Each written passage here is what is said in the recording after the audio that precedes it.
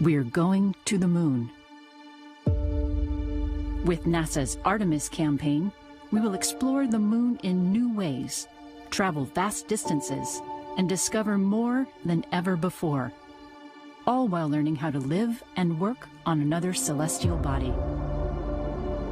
A next-generation lunar terrain vehicle will take us to places never visited by astronauts.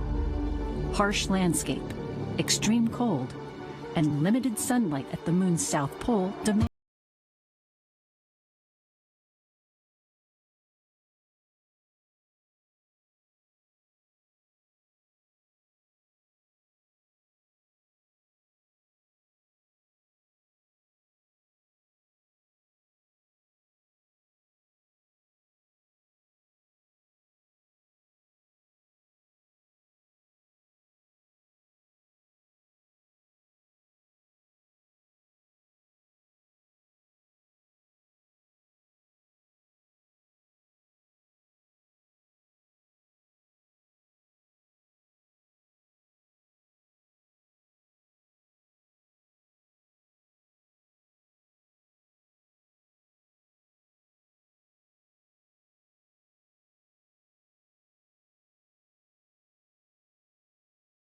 Good afternoon and welcome to NASA's Johnson Space Center here in Houston, Texas.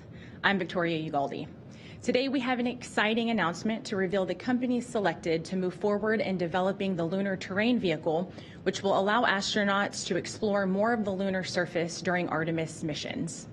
We have some panelists here today who will be providing remarks and answering some questions regarding the new award.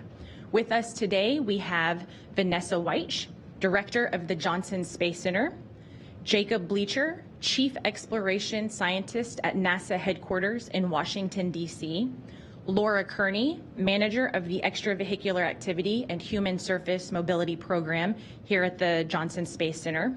We also have representatives of the awarded companies to provide remarks and address questions, but I will give the honors to Vanessa for announcing the selected companies. We'll first start with some initial remarks from each of our briefers before opening it up for questions. We'll be taking questions on our phone bridge as well as from here in the room. If you're here in the room, just raise your hand and we will get a microphone over to you. For those on our phone bridge, please press *1 to enter into our queue. And with that, I will hand it over to Vanessa for opening remarks. Thank you. Thank you, Victoria. Good afternoon. NASA's Johnson Space Center is proud to continue exploration via NASA's Artemis Moon to Mars program. As the home to mission operations, astronaut training, human spacecraft development, systems integration, and program management of our premier NASA programs, I am pleased to talk about the accomplishments that happen here every day. At the Johnson Space Center, we are very proud of managing the International Space Station, where we are operating and conducting science 365 days of the year, and it not only benefits Earth, but it also is helping us with our exploration goals. Through the Artemis program, we will witness our nation's return to the lunar surface.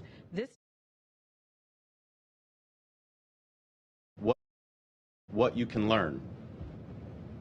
Science is our toolbox for learning, and enhanced mobility is one of the most important tools in that science toolbox. Science itself is one of our fundamental reasons that we're going to the moon. Science will help us learn about the moon, about how we survive in space, and that will help us build that blueprint for exploring away from the Earth. The moon is a treasure chest of science that can unlock the secrets of our solar system and teach us more about our home planet for the benefit of all. The lunar samples returned from the Apollo program dramatically changed our view of the solar system, our place in its evolution. And scientists continue to this day to unlock new insights from those samples. The diversity of Apollo samples increased when the lunar roving vehicle enabled exploration of more surface area per mission. That diversity of lunar knowledge is what we seek now. Observations from previous robotic explorers in space, and even an impact mission on the surface have proven that permanently shadowed regions on the moon, including some craters in the South Polar region, contain frozen water. Yet we are only scratching the surface of knowledge that the moon has to offer us. Future samples from Artemis missions will increase that diversity of our knowledge about the moon. The discovery of water on the moon holds promise for both science and human exploration. NASA wants to understand how much water exists below the surface and whether or not we can access it. Better understanding of the sources and concentrations of this water will help teach us how the moon formed and evolved, and may provide resources for our future explorers. Under Artemis, NASA is sending robots and astronauts to explore more of the moon than ever before, including the lunar South Pole, where no humans have ever been. Crews will use the LTV to explore.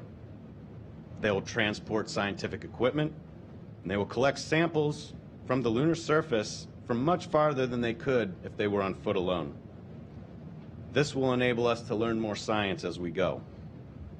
With the addition of the LTV, we are combining the best of human and robotic exploration.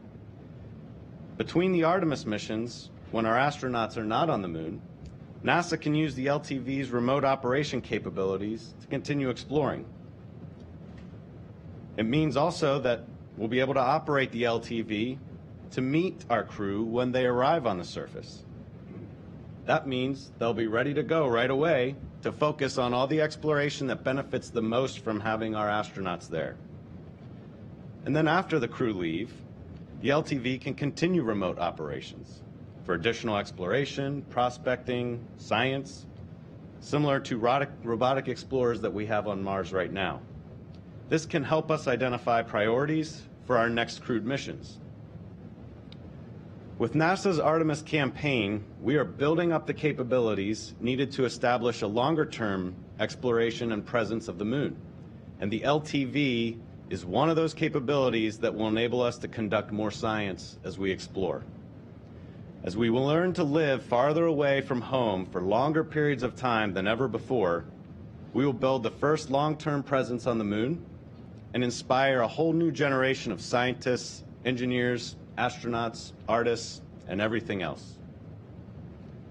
Mars remains a horizon goal, and what we learn here on the moon, both with our operations and how to interpret the science, that will help us when we're ready to take that next giant leap to Mars. Now, I like to imagine the views and the vistas that the LTV will enable us to see from the surface of the moon. This truly is an exciting next step in exploration. The LTV is truly an exploration vehicle. Where it will go, there are no roads. Its mobility will fundamentally change our view of the moon. Thank you. Thank you, Jacob. And now we'll go to Laura Kearney. Thank you, Victoria. So really excited to be here today. As was mentioned, our NASA team has been working really hard to get to this point. Started a couple of years back. It took us a little while to really understand the requirements for this vehicle and what it meant to ask a vehicle to operate on the moon in the lunar South Pole region, full-time, 24/7, 365 for up to requirements set right when we put this request for proposal. We also wanted to make sure we truly understood our acquisition strategy. As was mentioned, we want to make sure we are pushing the commercial industry forward and making sure we are establishing a robust lunar economy on the moon. So it took us a little while to make sure we understood what that requirement set was. Once we got the RFP out, our procurement team really kicked in, and they have worked really hard for the last year maintaining the schedule so that we could be here where we are today. So I am really excited to have the three gentlemen sitting here to my left. We've been waiting to this point where we can start engaging them as a program going forward. So a little bit about the EVA and Human Surface Mobility Program. We are charged with delivering and integrating the EVA spacesuits that will be used to walk on the lunar surface, the LTV that we are here to award today, and the pressurized rover. Together, these three elements will provide the first surface elements for the astronauts in the early Artemis missions. So we have a responsibility not only to deliver these elements on cost and on schedule, but to make sure they are integrated well and meeting all of the objectives of the Artemis enterprise as well as of our science community. So again, we're very excited now that we have these companies and these teams on board, we can better understand what their designs are and how they integrate into the infrastructure that we are charged to support for the Artemis enterprise. A bit about the structure of the contract. It is what we call a service contract. So we have asked these companies not only to design, develop, and deliver a lunar terrain vehicle, but to also get that vehicle to the moon. So as part of their proposals, they propose not only the design of the LTV, but also how they launch it and how they will land it on the lunar surface. Each of their contracts will include that full scope, but they are not actually authorized to do the work until we have put a task order in place. And so by doing this, we will have competitive task orders throughout the life of the contract that ensures we maintain robust competition, we continue to get innovation, and we get the best value for the government and long-term commercial economy. So how we do that at the beginning is we have what we call a feasibility phase. It's a task order that each of these companies will get. It's about 12 months, in duration, and leads up to the preliminary design review. And so during that time, our NASA teams will be working with them to understand what their designs look like, iterating with them on where we can make improvements, and understanding how they incorporate into our overall lunar architecture. Once we get past that point, we will have a follow-on subsequent competitive request for proposal go out. They will then compete for what we call a demonstration task order. That demonstration allows them to finish the development, get the LTV to the moon, and demonstrate it on the surface prior to the arrival of the Artemis 5 crew.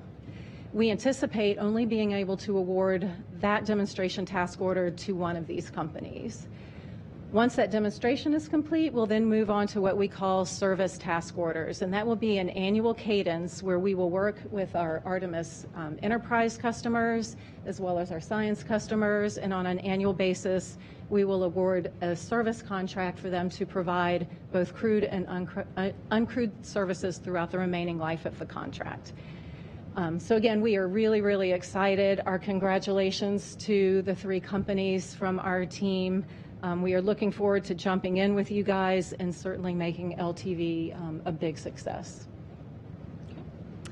Thank you, Laura. We will now hear remarks from each of the selected companies in alphabetical order, starting with Steve Altemus of Intuitive Machines. Steve? Thank you very much. Welcome, everybody. I'm so excited to be here and receive this award on behalf of our Moon Racer team, which is the reusable, let me write this down here. It's the Reusable Autonomous Crewed Exploration Rover Team.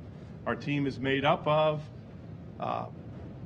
AVL, Boeing, Michelin, Northrop Grumman, with Intuitive Machines as a prime. So we're very excited. I remember about a month ago, I was in this room in a press conference celebrating a successful soft landing on the moon. And this next step, this LTV award, is just an exciting next step to put the most critical piece, or the first critical piece of infrastructure on the surface. We're going to need this world-class team to do that because, as you saw in the video, the environment on the moon is harsh. You know, we have 500-degree temperature swings. The South Pole region is rocky and craggy and shadowed. It's going to stress our suspension, our drivetrain, our power systems, and our autonomous driving algorithms and software. And we're going to need this globally integrated team to pull that off, to allow this rover to live for 10 years and provide the service that NASA is asking for. I think what's really important also is to applaud NASA for this non-traditional, forward-thinking procurement.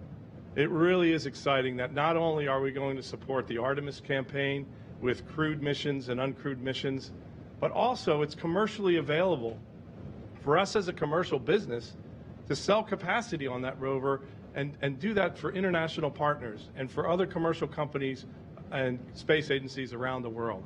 So this is another first, this LTV contract in a burgeoning cislunar economy. And I'm really happy to represent our Moon Racer team and to be here and appreciate NASA's award. Thank you very much.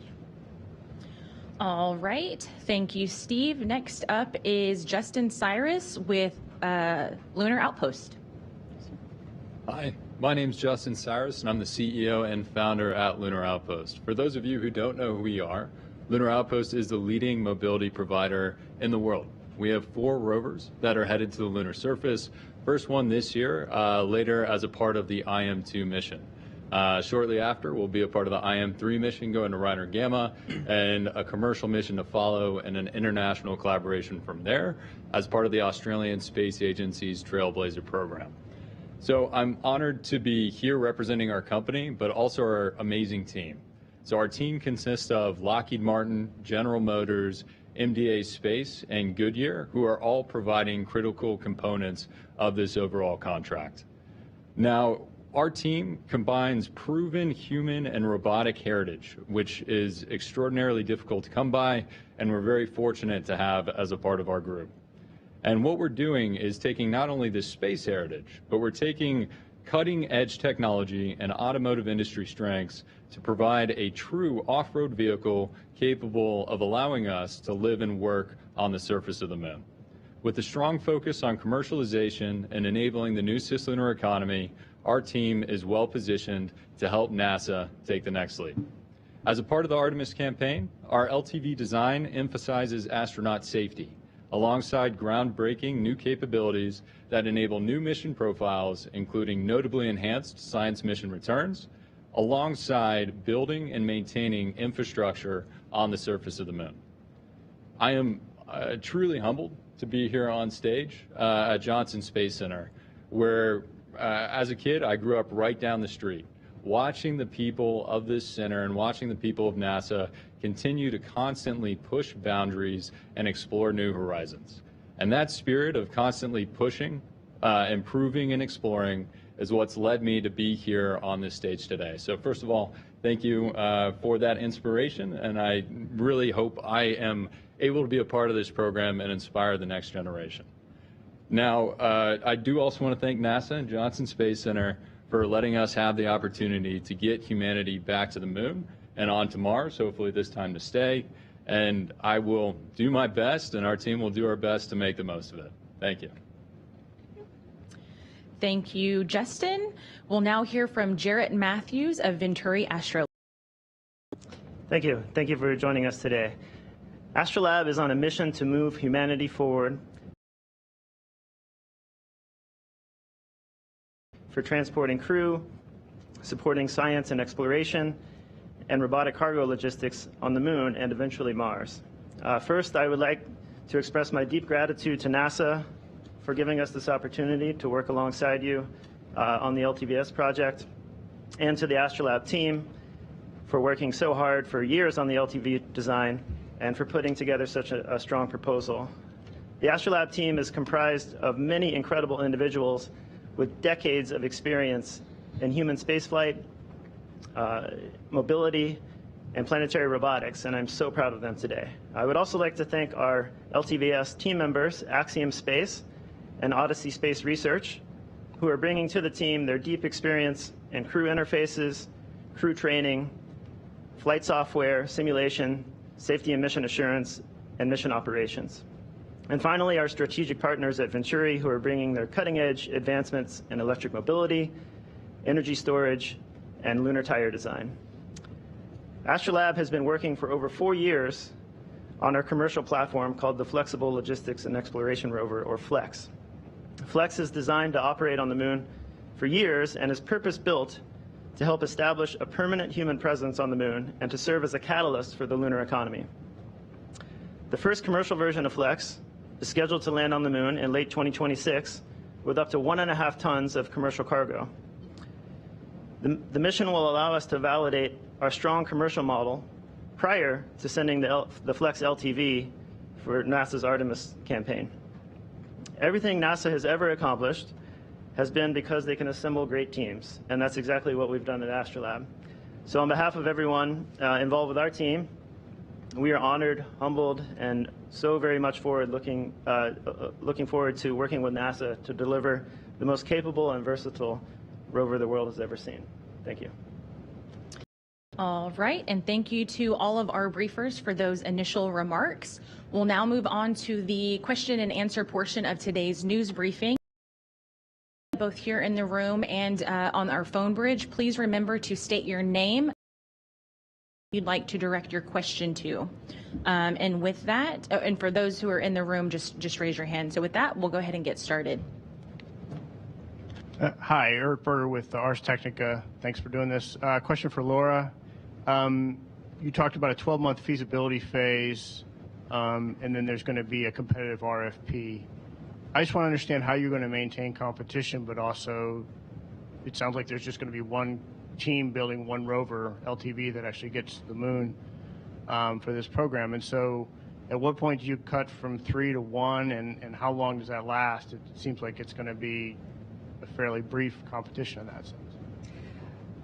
The current plan, again, a lot of it is based on available budget. And so right now the intent is to just run this feasibility phase through the 12 months, as I mentioned, and at that point, one demonstration.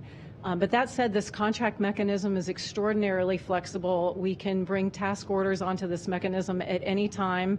So depending if another use comes in, we can certainly turn on another task order for another development or service effort. We also have an on-ramp clause that allows other companies to come onto this contract in the future should they have capability. So really it is a matter of objectives, requirements. If we have customers that come with additional funding, we have a contract mechanism that will allow companies to continue to compete for future demonstrations and service periods. Okay, thank you for that question. And just as a reminder for those on our phone bridge, please press 1 to enter into our queue. And if you found that your question has already been answered, please press star 2 to withdraw it at any time. And with that, we'll take another question here in the room.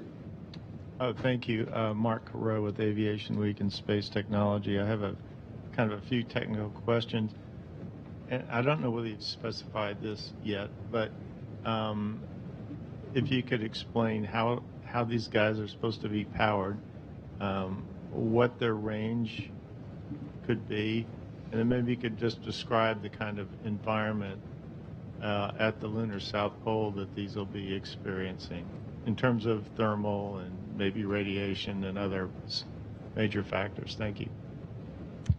And perhaps I could start with high-level requirements and then you can jump in. We tried very hard in this requirement set to not be too dictative. We wanted to give just high-level functional requirements, but with an understanding of what the environment is.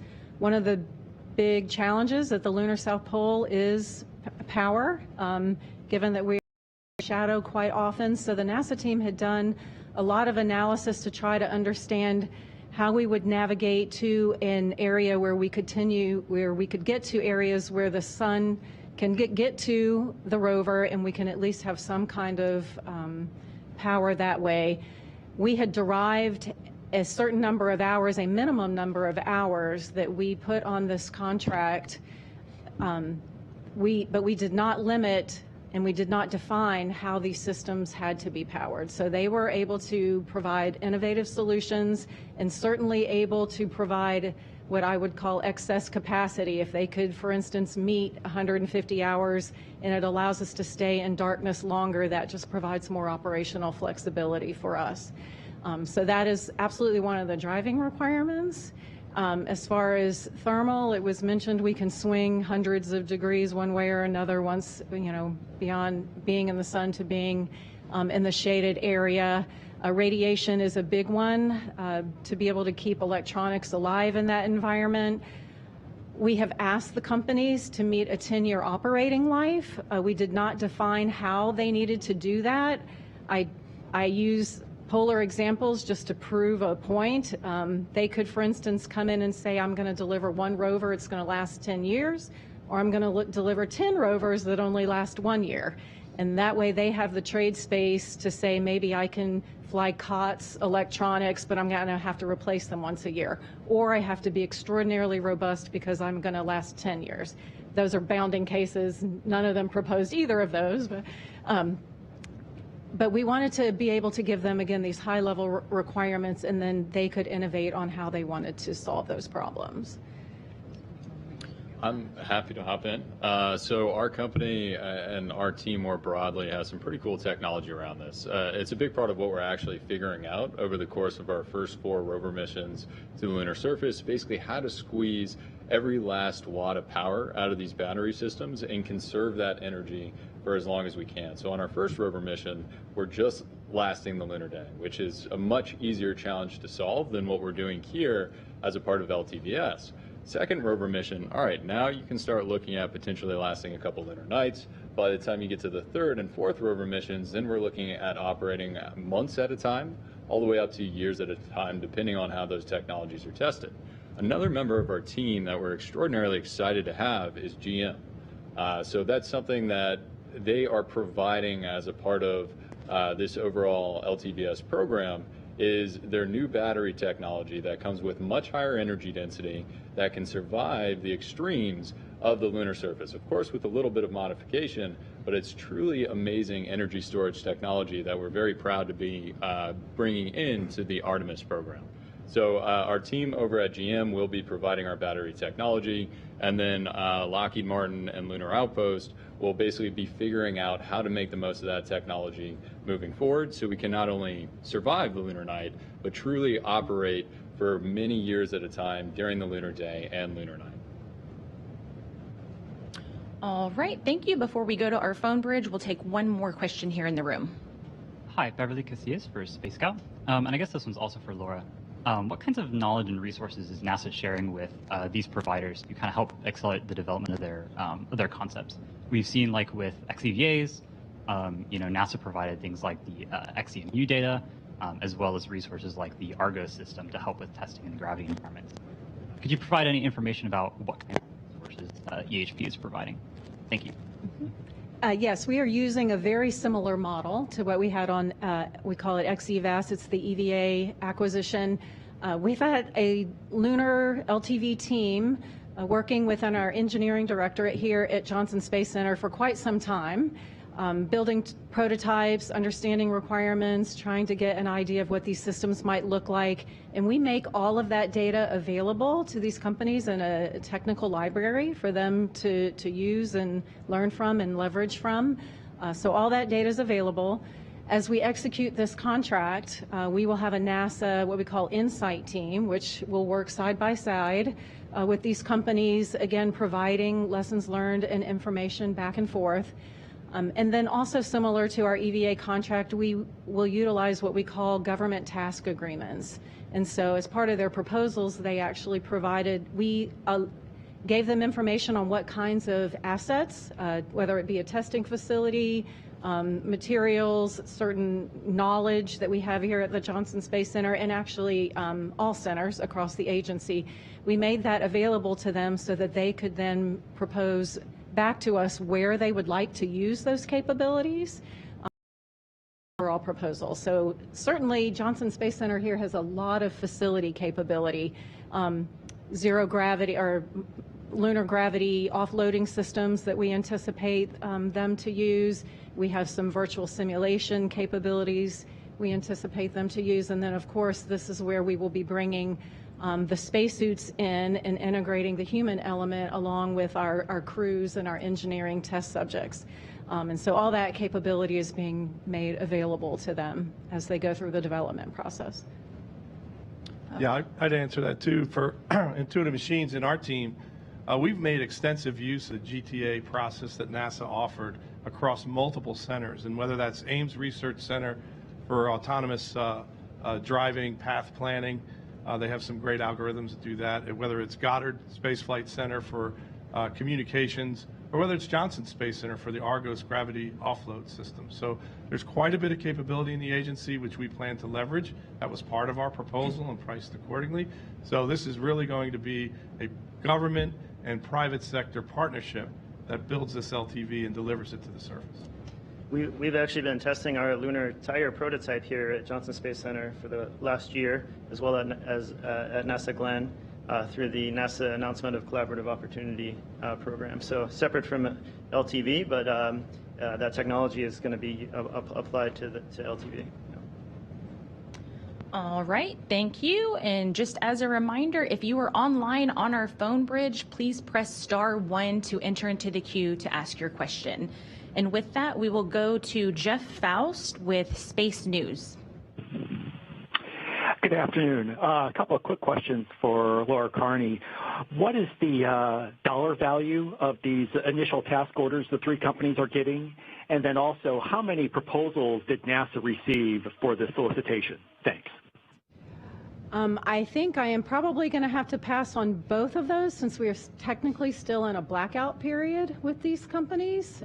So once that blackout period is over and source selection statements are released, I think that some of that information at least will be available to you. All right, thank you, Laura. We'll take another question on our phone bridge. Kenneth Chang with the New York Times. Hi, thank you. So the question is, how much time will there be for other customers to use the LTV, and how does the coordination go between NASA and the commercial customer if NASA needs the rover at a certain place for the next Artemis mission? So we thought about that a lot, actually, and how we developed this RFP. We had to really strategize on different models for how we might establish those agreements. We understand, at least, we believe, in the early phase, NASA is going to have to be somewhat of an anchor tenant. And then we hope that over the 10-year operating life of this vehicle, we can start bringing in more and more and more commercial requests as it evolves. So we just periods. And we started a model where the first service periods tend to be more NASA requirement driven. So NASA, either through our science requirements or our exploration requirements, will carry about 75% of the burden or so, freeing up about 25% of the capacity for other commercial uses. We have other mechanisms on the contract where, as we go over time and NASA perhaps becomes less and less of a user, we can open up more and more of that capacity for the commercial space. We also put processes on the contract where we have science and utilization teams that come in and they help us understand what their objectives are. We have joint agreements with the companies where we can say over the course of this next year, these are what our objectives are. This is the mission that we want to meet. And NASA ultimately, even though this is a commercial service, especially when it comes to crewed missions and crew safety is paramount, NASA still has mission authority and risk acceptance over how this vehicle is operated on the lunar surface. So we have set up through the contract structure a lot of that I would call governance and authority infrastructure to make sure that we are collaborating with the vendor both on mission objectives and on crew safety and vehicle reliability. And if I may, we're really excited about NASA's services approach. That allows companies like ours and like the others on stage here today to start bringing more people into the cislunar economy. Something that not widely talked about. We're not a public company, so we don't have to disclose this, but we're actually a majority commercial revenue company. As a space company that's called Lunar Outpost, right? That doesn't exist 10 years ago. That doesn't exist 15 years ago. But through these new opportunities that NASA is providing to companies like ours, we are able to bring in those non-traditional space customers, international space agencies that are part of the Artemis Accords, and also a new block of new space companies that are helping drive value in the ecosystem. So it's been really exciting. 2 out of our first 4 missions are actually fully commercial, where one is NASA and then the 4th one is an international space agency. So we're really looking forward to trying to scale that as part of the LTVS program, and we're very excited about the opportunity to bring some more people into the overall ecosystem. All right, thank you, Justin. We'll now take another question on our phone bridge. Bill Harwood with CBS News. Yes, thank you very much. I just wanted to follow up on Mark Carreau's question earlier, trying to get a general sense of some of the at least aspirational goals each company has. For example, I mean, what kind of ranges are we talking about? I realize you don't have a solid answer to that yet, but maybe can you bound it for us at least? I assume all three are solar powered. Are you envisioning solar panels on the vehicle for recharging or some kind of charging station? And maybe anything you can tell us about tire technology. We're all familiar with Apollo 17 and the kind of wheels they had back then, but what are we looking at now? And I realize you don't have specifics perhaps for us, but just give us some general ideas of what you're looking at. Thanks. Well, let me interject here, Bill. A lot of this is competitive, right? So what we did was we crafted feasible existence proof of a design to meet the RFP requirements. We are going to go through a year-long process now to get to what Laura said was essentially a PDR design for the delivery to the South Pole and also for the demonstration mission for that LTV. There's a number of the subsystems that we've put in as the initial design that will be traded over that 12-month period that will give us a better understanding of things like survive the night, operate during the night, how effective solar arrays are versus fuel cells, what the drivetrain needs to look like, what the battery life extensions are, what the suspension needs to be, and tires in particular. We brought Michelin on board, who's done extensive work on Lunar tires with the Glenn Research Center, and so that research has been going on for years. And so a lot of this work we have answers to, even our sparing strategies that will allow us to extend the range and gain greater and greater capability out of this LTV as we learn about it and refine the design. And that's what this first design development season of 12 months is all about. So I don't want to give you specific numbers because we will work as hard as we can to exceed the requirements that the government has asked us to do. Because it's in our best interest as a commercial business to have more capability to provide to commercial and international partners. Yeah, I mean, as Steve said, it's a competition, so holding the numbers a little bit close, but I can say Goodyear Tire Technology, absolutely awesome.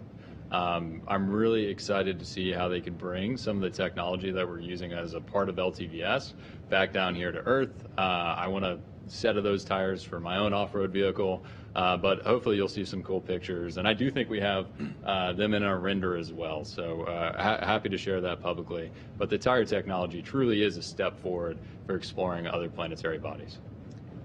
Yeah, and I'll just say at Astrolab, we're a very hardware-rich, iterative design approach kind of company, and we built a full-scale, fully functional terrestrial prototype over 2 years ago now and have been doing thousands of hours of testing in the field with it. We frequently take it out to the Death Valley area in California, and that has allowed us to stress the hardware and actually try out our tire prototypes in the real-world environment as well as in our environmental chambers that we have at our company. And so our tire technology has actually already been in thermal vacuum chambers. It's currently on an endurance test rig at NASA Glenn. And so we're coming into this with a lot of experience already with the technologies we're planning to apply. On the stage here, we intend to exceed NASA's requirements. I can tell you, some of those requirements are that it travel 15 kilometers an hour, that it'd be able to traverse 20 kilometers in a charge, and be able to support a full 8-hour EVA. So all those are the base level requirements, and again, it's our intention to exceed those by quite a lot in most instances. All right, thank you, Jarrett. We'll now take a question here in the room. Hi, this is Eric Berger again. Question for either Jacob or Laura. I just want to get a sense from you of whether you think the initial lunar rovers, from Apollo lasted for a few days, and now you're asking for something to last for 10 years in a very harsh environment, harsher than where the Apollo missions were. And so it's like a huge kind of a quantum step. And so first question is just give me a little bit of philosophy about why you think that sort of the industry is ready to take that step. And secondly, I just want to confirm this is planned to be land prior to the third human landing on the moon, probably Artemis 5, but it's just to be for the third human mission. Is that right? So I'll answer the second part. So again, under this contract, they have proposed their own mechanism for landing on the moon. So it is not really tied to the Artemis human missions. Our objective and our plan is to have an LTV on the surface prior to the Artemis 5 crew arrival. If they can get there earlier, we'll take it earlier. If it's there for the Artemis 4 crew, all the better.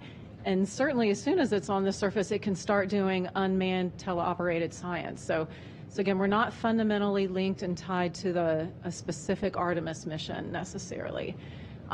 As far as whether they're up to the challenge, again, I mentioned we spent quite a bit of time gathering industry data through requests for information, trying to understand where we thought the state of the art was, what their capabilities were.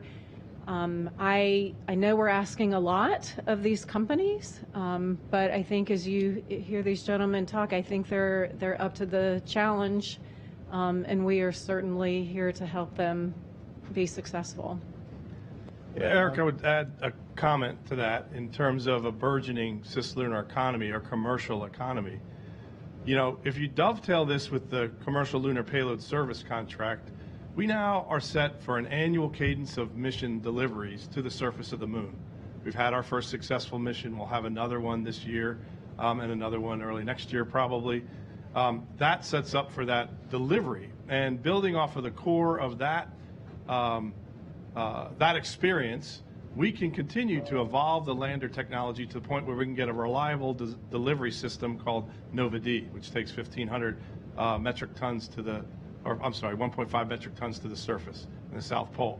So delivery is there, right? And we'll be there building on what NASA's already done to instigate the commercial market. Now, the stressor requirement that Laura and her team put out about the 10-year survival can be solved in many, many different ways. And so thinking innovatively about how to do that, dovetailing that with a sparing strategy. Now, if you have a regular cadence of missions, you already have a commercialization plan where we're seeking commercial business to augment what the government anchor tenant is. And then you say, on top of that, I can deliver spares, I can deliver additional rovers, whatever it needs to survive that 10-year requirement. Versus, do I have to invent something brand new where every component, including bearings and suspension and batteries, survives 10 years? So some of that thinking's gone in and you just haven't seen in the proposals. Yeah, and I agree with Steve wholeheartedly. I think because LTVS exists as a part of the Artemis ecosystem, we are able to leverage those other opportunities, whether it's part of the CLIPS program to prove out heritage on the surface of the moon, or whether it's to leverage high degrees of heritage of our partners and that testing that we can do here on the lunar surface that's going to happen as a part of these other programs as well. And that's something Apollo didn't have. When Apollo was putting the LRV on the lunar surface, it was the first time that rover was on the lunar surface. First time most of that technology was on the surface of the moon. So if we're able to test out not only the tires, which I mentioned earlier, Goodyear tires, in a vacuum here on Earth, but if we're able to put them on the surface of the moon, understand exactly how they interact with that regolith and what that wear is going to be like over time, that provides us a lot more data and a lot more knowledge on how to meet these very difficult requirements that are a part of the LTVS program. So because of that Artemis ecosystem, that really allows us to have a much higher degree of confidence once we put this LTV on the lunar surface. Yeah, and I would just like to commend NASA for your process here. Maybe people aren't aware, but the first request for information for this program came out in early 2020. There was another one in 2021, a draft RFP, et cetera. And we were engaged in that conversation all along, and NASA has really, I think, taken to heart the industry input, not just on the technological limitations and the requirements, but on the commercial constraints that we're operating under and allowing for commercial activity on these missions. So really appreciate that.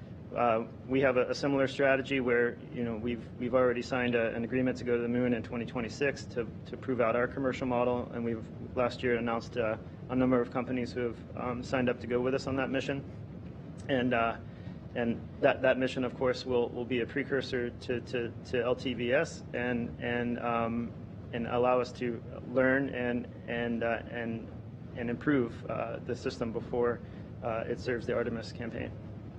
Yeah, and I'll add a little bit about your point about the harshness of the environment. There are some areas in the polar regions that are extremely harsh. There are permanent shadows where we never see sunlight.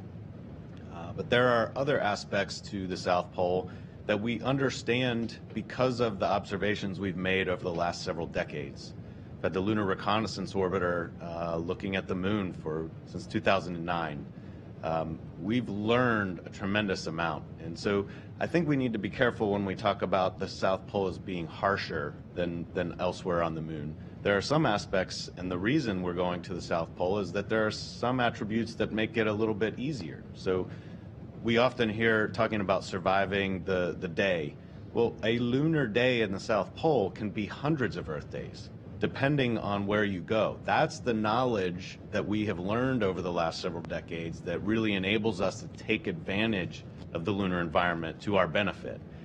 That data helped us develop requirements. It's the same data that's available to all of our teams to also determine how they want to go about this. And I thank them for bringing their innovation and creativity to this. That's why we're approaching this the way we are. We want to hear these different solution sets so that we can take advantage of the moon. So instead of viewing the moon as a harsh environment that's difficult, I would suggest that maybe we view the advantages we can use to our benefit at the polar region.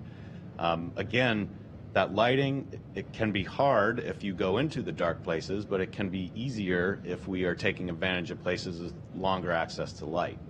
And so I think with the knowledge we have gained, the knowledge that's available to them, I'm confident in what we can do moving forward. All right, thank you, Jake. We'll take another question here in the room. Hi again, thank you. So with the understanding that we're early in the design phase, many features may be subject to change. Maybe you don't want to show all your cards just yet. But if you could, what newer innovative capabilities is each provider most excited about providing with their design? And how do you see that, helping your vehicle contributing to that sustainable lunar presence in the long term? Thank you. I didn't hear the whole question. Go ahead, jump in if you did. Sorry. Yeah. So what capability are you most excited about providing that may be newer, innovative, or different, if you can share? And how do you see your design contributing to that sustainable presence in the long term? For me, I'll lead off and have my fellow awardees talk. But, I have a strategy in Intuitive Machines where we don't necessarily aggregate all the risk into a single launch.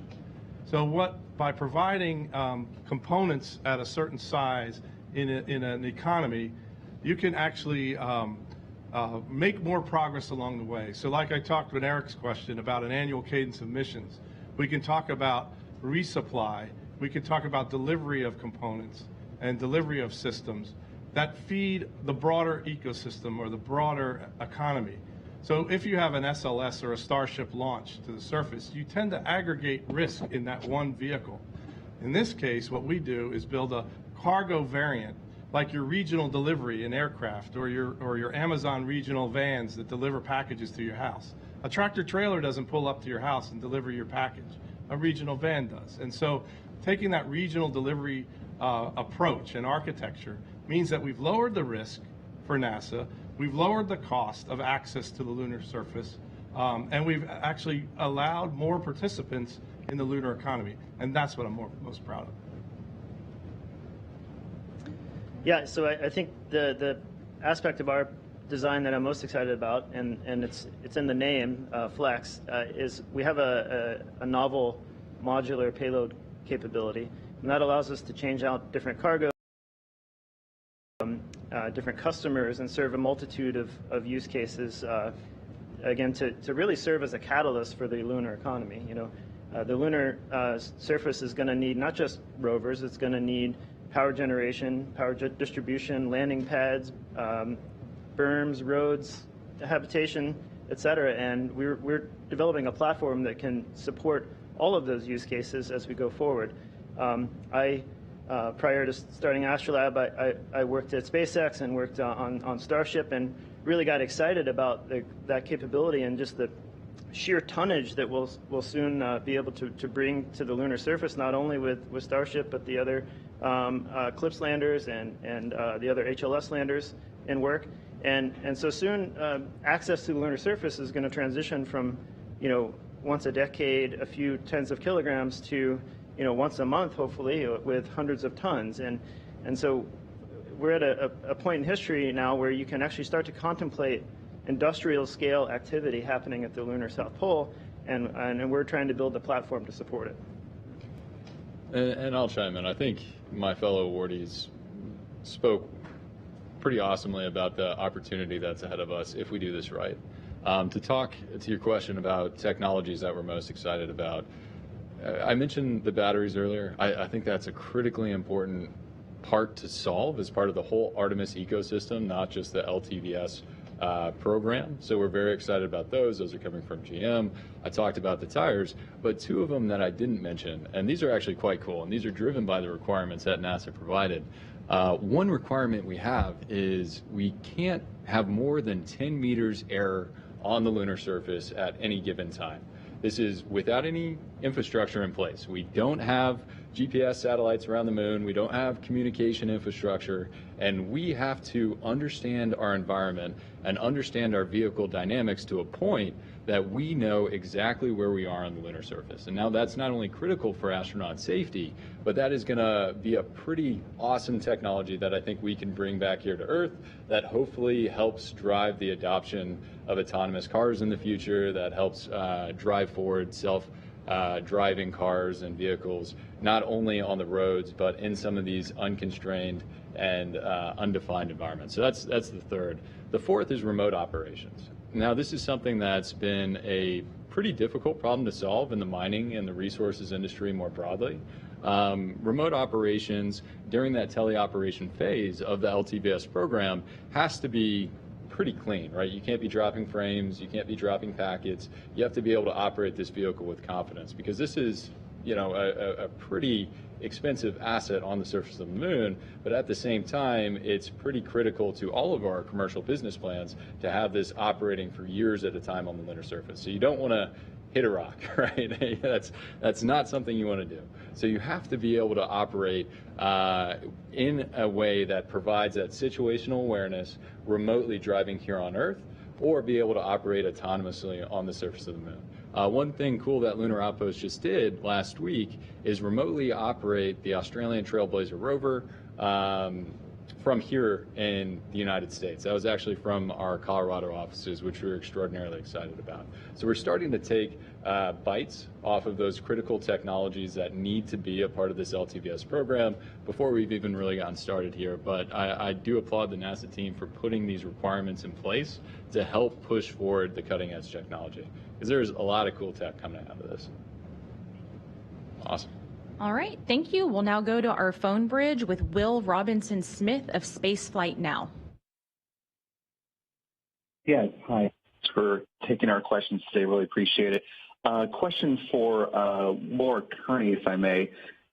I believe Toyota is also developing its own human version of a lunar cruiser rover. So I was curious, was that factored into the award decision today, or is that operating on a completely separate contract that'll eventually weave into the Artemis program down the road, so to speak? Thanks. Yeah, I believe you broke up just a bit at the beginning. I believe you asked about Toyota and the lunar cruiser. Is that what I heard you say? It was, yes. Okay. Yes, again, kind of back to where I started. Again, we have within the scope of my program both this unpressurized rover, which the LTV is, and the pressurized rover. And the lunar cruiser that you see, if you go Google it on the internet here with Toyota, is a pressurized vehicle.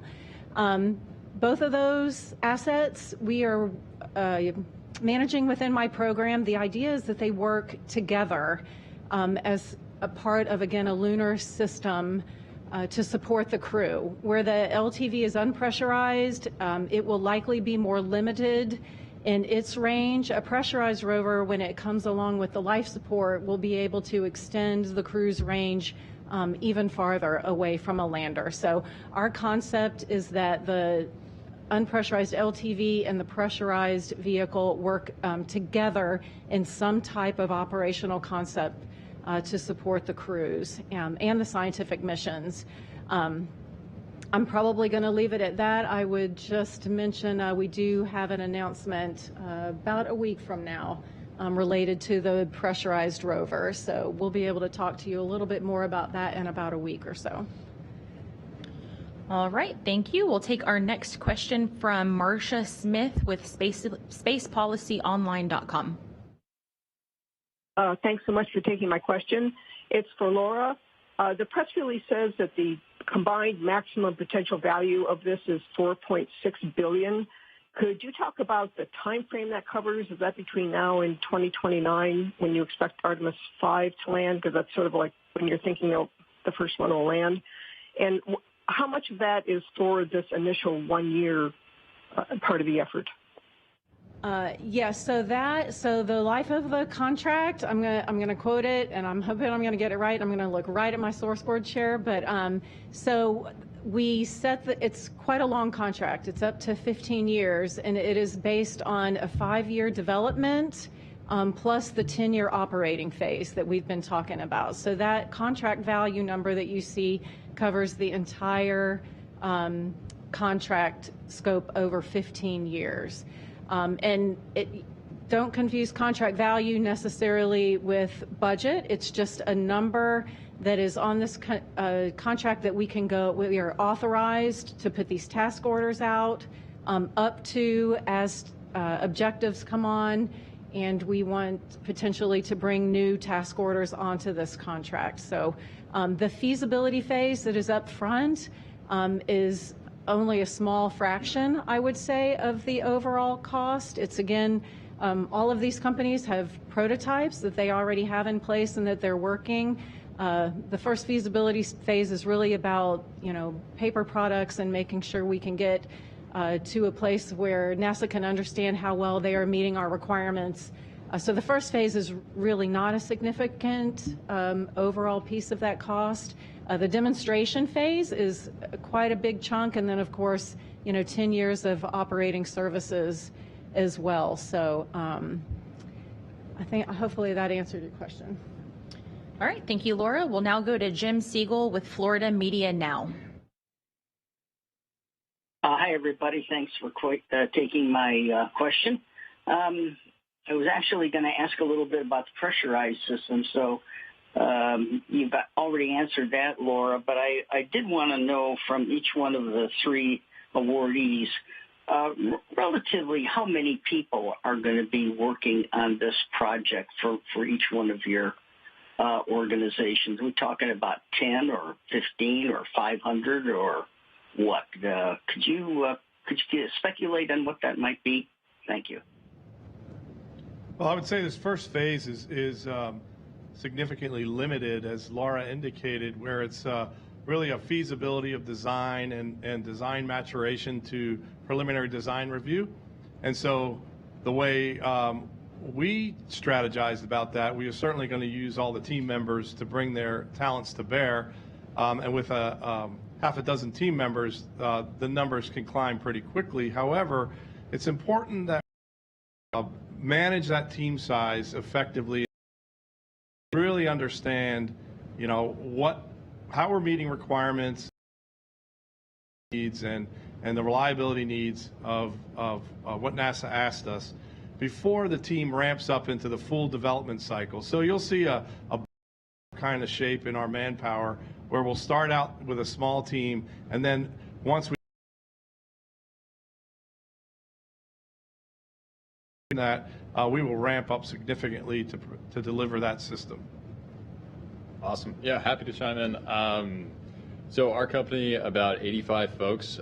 We have 100 that we're going to be at the end of next quarter. But I will say we have the benefit of having truly amazing partners in Lockheed Martin, General Motors, Goodyear, MDA Space, and each one of those companies is a multi-billion-dollar company that can throw serious resources at this. I will say, although our team is 85 people, we're 85 people that focus solely on mobility, robotic systems, for space and extreme environments. So we're throwing our entire team at this, everything we have, and we will be bringing on more A+ talent.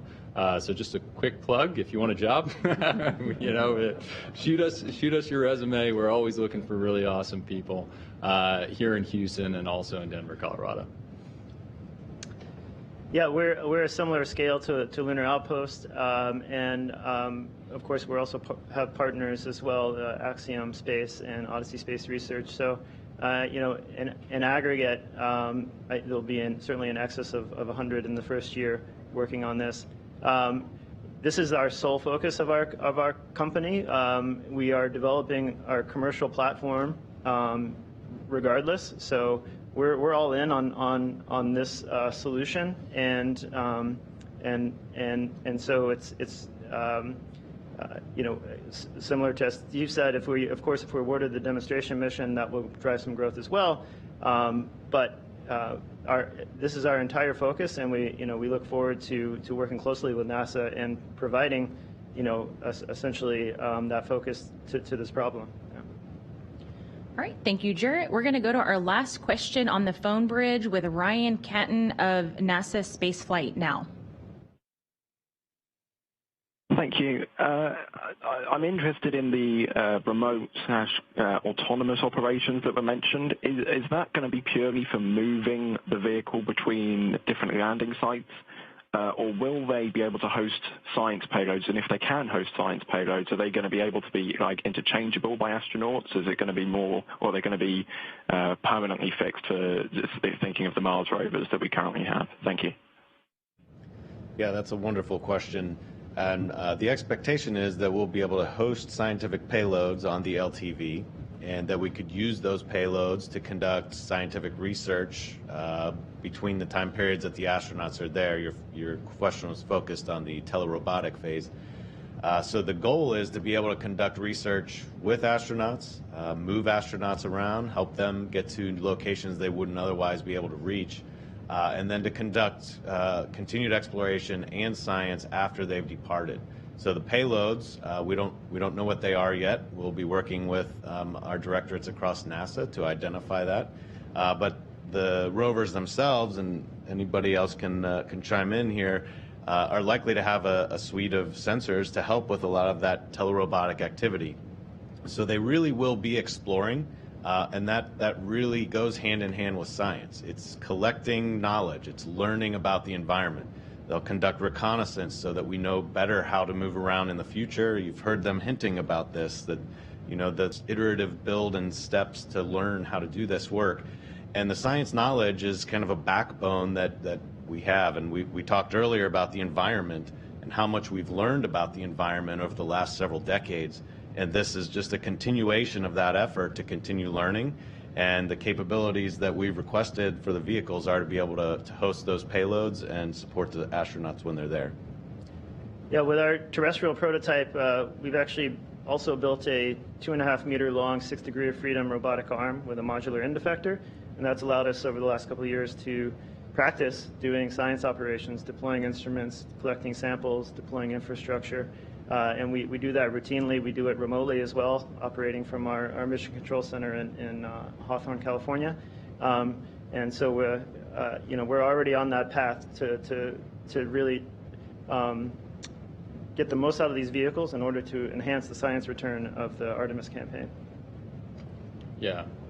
Oh, you gonna go soon? All right, happy to jump in. I think obviously the coolest thing about the LTVS program is its contribution to the broader Artemis campaign, providing mobility for astronauts on the lunar surface, and that's number one. What's really exciting, though, is there are multiple other goals and objectives that we can solve with this platform, with this LTV, that are incredibly important to the sustainability of the new cislunar economy, whether it's building infrastructure on the moon, whether it's prospecting and sampling resources, or whether it's performing these enhanced science mission objectives that the NASA folks were just talking about. It really is a truly capable vehicle, and I'm really excited to see what this vehicle is going to do on the lunar surface. All right, thank you so much. That is all the time we have for today. Thank you once again to all of our briefers for their time, and congratulations again to Intuitive Machines, Lunar Outpost, and Astrolab. We do hope that you will continue to follow along with NASA's Artemis campaign at nasa.gov/Artemis. That will wrap up today's briefing. We'll see you next time.